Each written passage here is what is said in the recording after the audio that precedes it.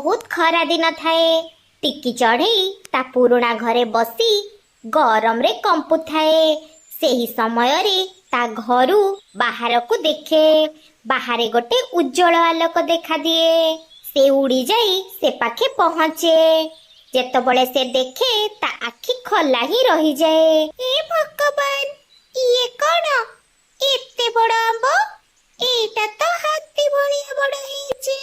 ଆଉ ସୁନା ରଙ୍ଗର ଦେଖାଯାଉଛି। ଟିକି ଚଢ଼େଇ ଯେମିତି ହିଁ ସେ ଆମ୍ବକୁ ଛୁଇଁଛି ଗୋଟେ ହଠାତ୍ ଶବ୍ଦ ବାହାରେ। ଏ ଟିକି ଚଢ଼େଇ, ତମର ପରିଶ୍ରମ ଆଉ ସତ୍ୟତା ପାଇଁ ଏଇ ଆମ୍ବ ତମକୁ ଉପହାରରେ ମିଳିଛି। ତମେ ଏଇ ଆମ୍ବକୁ ନେଇ ଘର ବନେଇ ପାରିବ। ଟିକି ଚଢ଼େଇ ତାପରେ ସେ ଆମ୍ବକୁ ଖୁମ୍ପିବାକୁ ଲାଗେ। ଭିତରର ମାଂସାଳିଆ ଅଂଶ ପୁରା ଗାୟବ ହୋଇଯାଏ। ଆଉ 3 ମହଲା ଆମ୍ବର ଘର ତିଆରି ହେଇଯାଏ। ଭିତର ଘର ପୁରା ଆଲିଶାନ ବଙ୍ଗଳା ପରି ହେଇଥାଏ। ଭିତରେ ଦାନାର ଅଭାବ ବି ନଥାଏ। ସେଇ ସମୟରେ କାଳୁ କାଉ ସେଠାରେ ଯାଇ ପହଞ୍ଚେ। ତା ନଜର ସେ ଆମ୍ବର ଘର ଉପରେ ପଡେ। ଆରେ ଟିକି, ଏତେ ବଡ ଆମ୍ବର ଘର? ଏଇ ରସାଳ ଆମ୍ବ ତ ମୁଁ ହିଁ ଖାଇବି। ଆଉ ଏଇ ସୁନ୍ଦର ଘରେ ମୁଁ ରହିବି। କାଳୁ ଭାଇ, ଏଇଟା କୌଣସି ସାଧାରଣ ଘର ନୁହେଁ। ଏଇଟା ହଉଛି ମୋ ଜାତୁର ଆମ୍ବର ଘର। ତମେ ଚାହିଁଲେ କିଛି ଦିନ ଏଇଠି ମେହମାନ ଭଳି ରହିପାରିବ, କିନ୍ତୁ କବ୍ଜା କରିବା କଥା ଚିନ୍ତା କରିବନି। ଆରେ ଯା ପଳା ଏଠୁ। କହିଲା କଣ ନା ମୋ ଘର। ଯେମିତି ହିଁ କାଳୁ କାଉ ସେ ଆମ୍ବର ଘରକୁ ନିଜ ଥଣ୍ଟରେ ମାରିବାକୁ ଚେଷ୍ଟା କରି ହଠାତ୍ ଗୋଟେ କରେଣ୍ଟ ଆସେ। ଆଉ କାଳୁ କାଉ କାଁ କାଁ କରି ବହୁତ ଦୂରରେ ଯାଇ ପଡେ। ରହିଯା ଟିକି, ମୁଁ ତତେ ଦଉଛି ପାନେ କି ପଥର ଭଳିଆ ଆମ୍ବ ହେଇଛି। ରାତିରେ ବହୁ ଜୋରେ ଝଡ଼ ପବନ ହୁଏ। ଟିକି ଚଢ଼େଇ ତାର ମଜବୁତ ଘର ଭିତରୁ ଥାଇ ବାହାରକୁ ଦେଖୁଥାଏ। ଡାଳ ସବୁ ପଡି ଯାଉଥାଏ, କିନ୍ତୁ ଟିକି ଚଢ଼େଇ ସୁରକ୍ଷିତ ଥାଏ। ବାହାର ଝରକା ଆଡୁ କିଏ ଗୋଟେ କାନ୍ଦିବାର ଶବ୍ଦ ତାକୁ ଶୁଭେ। ସେ ଦେଖେ ବାହାରେ ଟୁନଟୁନି ଚଢ଼େଇ ଆଉ ତା ପିଲାମାନେ ଅଛନ୍ତି। ଆରେ ଟୁନଟୁନି, ଜଲ୍ଦି ଘର ଭିତରକୁ ଆସେ। ଏଇଠି ସମସ୍ତେ ସୁରକ୍ଷିତ ଅଛନ୍ତି। ଟିକି, ମୋ ଘର ବି ବର୍ଷାରେ ଭାସିଗଲା ଆଉ ମୋ ପିଲାମାନେ ବେଘର ହେଇଗଲେ। ଯେମିତି ହିଁ ଟୁନଟୁନି ଚଢ଼େଇ ଟିକି ଚଢ଼େଇର ଘର ଭିତରକୁ ଆସେ, ଦେଖେ ମିଟୁ ଶୁଆ ଆଉ ତା ପରିବାର ବି ସେଇଠି ଅଛନ୍ତି। ଟିକି ଭଉଣୀ, କଣ ଆମକୁ ବି ଏଇଠି ଆଶ୍ରୟ ମିଳିବ? ଆମର ବର ଗଛର ଡାଳ ଭାଙ୍ଗି ଯାଇଛି।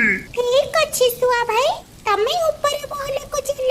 ବାହାର ଆଡୁ ପାରା ଆଉ ଉଲ୍ଲୁ ବାବା ବି ଆସିଥାନ୍ତି। ଆରେ ଟିକି, ମୋ ଆଖି ତ ପୁରା ଝଲସି ଉଠୁଛି। ବାହାରେ କାଳୁ କାଉ ଭିଜୁଥାଏ ଆଉ ସେ ଚିନ୍ତା କରେ। ଆରେ ଟିକି ତ ବହୁତ ନିରୀହ, ମୁଁ ତାକୁ ମଜା ଚଖଉଛି। ଆରେ ଟିକି, ମତେ କ୍ଷମା କରିଦିଅ, ମୁଁ ଥଣ୍ଡାରେ ମରିଯିବି। ମତେ ଗୋଟେ କୋଣରେ ଟିକେ ଜାଗା ଦିଅ। ଟିକି ଚଢ଼େଇର ମନ ତରଳି ଯାଏ। ନାଇଁ ଟିକି, ସେ ବହୁତ ବେଇମାନ। ସେ ଭିତରକୁ ଆସିଲେ ଆମ ସମସ୍ତଙ୍କୁ ବିଦା କରିଦେବ। ନାଇଁ ଟୁନଟୁନି, ବିପଦ ସମୟରେ ଶତ୍ରୁକୁ ବି ସାହାଯ୍ୟ କରିବା କଥା।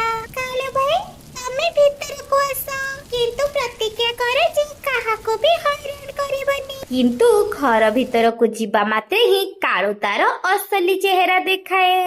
ସମସ୍ତେ ଶୋଇ ଯାଇଥାନ୍ତି। ଏବେ ଯଦି ମୁଁ ସେ ଯାଦୁର ହୀରାକୁ ଖୋଜିଦେବି, ତାହେଲେ ଏ ଘର ମୋର ହେଇଯିବ। କାଳୁ କାଉ ଯାଇ ସେ ଆମ୍ବର ଘରକୁ ଖୁମ୍ପିବାରେ ଲାଗେ। ଆମ୍ବର ଘର ହଲିବାକୁ ଲାଗେ। ଆରେ ବେଇମାନ କାଉ, ତତେ ଯେ ଆଶ୍ରୟ ଦେଇଛି ତୁ ତାହାରି ଡାନା ମାରୁଛୁ। ତୁ ଏବେ ଆଉ ଜୀବନରେ କେବେ ଉଡି ପାରିବୁନି ଯେତେ ପର୍ଯ୍ୟନ୍ତ ପ୍ରାୟଶ୍ଚିତ୍ର କରିଛୁ। କାଳୁ କାଉର ପର ହଠାତ୍ ବହୁତ ଓଜନିଆ ହେଇଯାଏ। ସେ ଜାଗାରୁ ହଲି ବି ପାରେନି। ପାଟି ଶବ୍ଦ ଶୁଣି ସମସ୍ତ ଚଢ଼େଇ ସେଠିକି ଆସନ୍ତି।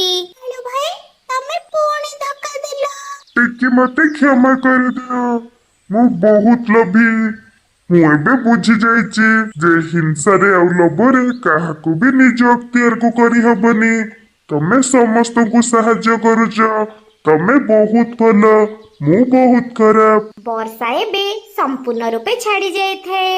ଜଙ୍ଗଲର ସମସ୍ତ ଚଢ଼େଇ ଟିକି ଚଢ଼େଇର ଯାଦୁର ଆମ୍ବର ଘରର ତାରିଫ କରୁଥାନ୍ତି। ଟିକି, ତମେ ଆମ ସମସ୍ତଙ୍କୁ ଆଶ୍ରୟ ଦେଲ। ଖାଲି ଆଶ୍ରୟ ନୁହେଁ, ଏଇଟା ବି ଜଣେଇଦେଲ ଯେ ଦୟା ଆଉ ସାହାଯ୍ୟ ଦ୍ଵାରା ସମସ୍ତଙ୍କୁ ନିଜର କରି ହୁଏ। ଉଲ୍ଲୁ ବାବା, ଏଇଟା କେବଳ ମୋ ଘର ନୁହେଁ, ଯେତେ ପର୍ଯ୍ୟନ୍ତ ତମ ସମସ୍ତଙ୍କ ଘର ଠିକ ନ ହେଇଛି ତମେ ମାନେ ଏଇଠି ରହିବ।